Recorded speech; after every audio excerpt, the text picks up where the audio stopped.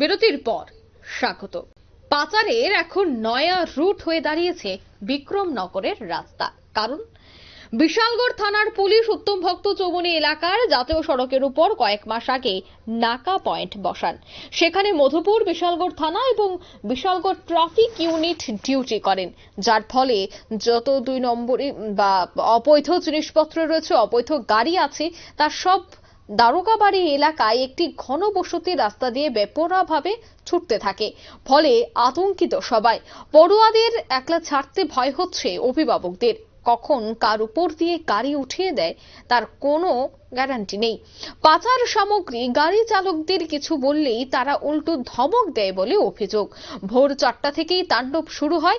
এলাকাবাসীদের অভিযোগ যে পাড়ার রাস্তা যেমন খারাপ হচ্ছে, তেমনি মানুষের জীবনও ঝুঁকিপূর্ণ হয়ে দাঁড়িয়েছে। আরো অভিযোগ যে নাকা পয়েন্টের পাশ দিয়েও ভুয়োর মাথার রাস্তা দিয়ে নাকি পাচার গাড়ি বেরিয়ে বিশালগড়ের দিকে যাচ্ছে। ধারণা করা হচ্ছে এই বিষয়ে অনেকেই যুক্ত থাকতে পারে। সে বিষয়ে সংশ্লিষ্টরা কি বলছেন শোনাবো। আর প্রত্যেকদিন এখানে রাত্র 4টার থেকে ভোরে সারাটা রাত্র এই ওভারলোডের গাড়ি চলাচল করে।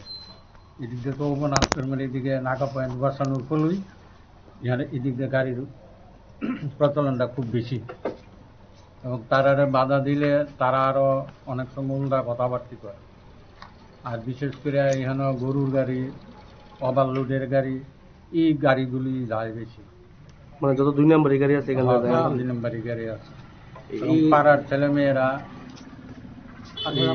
স্কুলে আসা যাওয়া করতে খুব অসুবিধা হয়। আচ্ছা, এই রাস্তাটা কই থেকে কই গেছে? এই রাস্তাটা দারোগাবাড়ি থেকে উত্তম চৌমুহনী হসপিটাল চৌমুহনী পর্যন্ত। মানে এই গাড়িগুলি গিয়েছে কোন দিক দিয়ে বাইরে? এই দিক দিয়ে উত্তম চৌমুহনী দিয়া এই হসপিটাল চৌমুহনী থেকে ভুয়ের মাথা দিয়া গিয়া বাইর হয়ে গেছে। মানে আপনার কি মনে হয় নাকাটা বসানোর পরেই কি এই রাস্তাটা বিকল্প হিসাবে বেছে নাকাটা বসানোর পরে খুব বেশি, এবং রাস্তাটা ভাঙ্গিয়া মানে একবারে প্রশ্ন হয়ে গেছে। আপনারা এখন কি যেতেছেন? আমরা চাইতেছি এখানে হালকা গাড়ি চলাচল করুক, আগে যেরকম চলাচল করছে। ওভারলোড গাড়িগুলি যাতে না চলে। যারা এই গাড়িগুলি নিয়ে যায় তারা কিছু করছেন আপনারা জানাইছেন? আমরা কইলে তারা আরো শুনে না কথা, আরো রাগারাগি বিভিন্ন ধরনের ভাষা করে।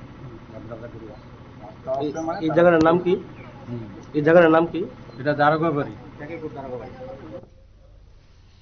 আপনারা শুনলেন তাদের বক্তব্য। দারোগাবাড়ি দিয়ে এ ধরনের যাতায়াত চলছে, অর্থাৎ অবৈধ গাড়ি লোডিং আনলোডিং এবং দ্রুত গতিতে যাতায়াত চলছে। সেই জায়গায় এলাকাবাসীরা কিছু বলতে পারছে না, বললেই ধমক দেওয়া হচ্ছে বলে অভিযোগ। অর্থাৎ পুলিশের নাকা চেকিং থেকে বাঁচতে বা পুলিশের নাকা চেকিং এ যেন ধরা না পড়ে সে সমস্ত অবৈধ গাড়ি, তার জন্য এবার বিক্রমনগর দিয়ে চলাচল করছে সেই গাড়ি, সে অবৈধ যানবাহন, এমনটাই কিন্তু অভিযোগ করছেন এলাকাবাসীরা। নিয়ে নিচ্ছে ছোট্ট একটি বিজ্ঞাপন বিরতি, সঙ্গে থাকুন।